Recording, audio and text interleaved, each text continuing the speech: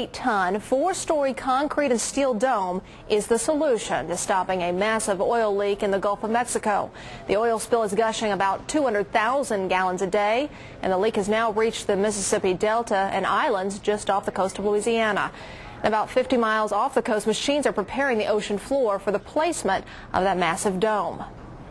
It'll actually seal over the leak, and then we'll engineer piping that goes up to a barge, and we'll be able to funnel that oil that's escaping now. BP hopes to start containing the oil flow inside the dome tomorrow, and on Saturday will begin pumping the oil to the surface. Meanwhile, a local petroleum engineer has his own ideas on how BP can contain that oil leak. Jim McGuire says it's a lot easier than you might think. He sat down with News 9's Dave Jordan, and Dave, it's an interesting idea for sure. Well, Kelly and Amanda, he says it all boils down to 2 words: liquid nitrogen. He says it's a tried and true option that could be the key to stopping that oil spill.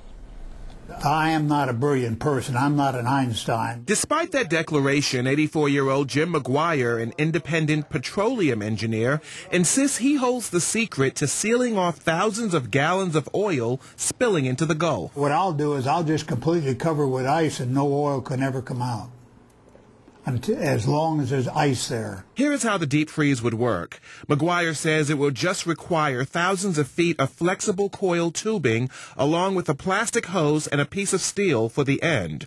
Once the tubing is inserted near the site of the leak, liquid nitrogen will be pumped through, freezing the water around the site and building a barrier of ice. In my opinion, the oil will never come out because you've got enough ice there you can withstand the pressure. But what about the oil that has already seeped out and is inching closer to the shore?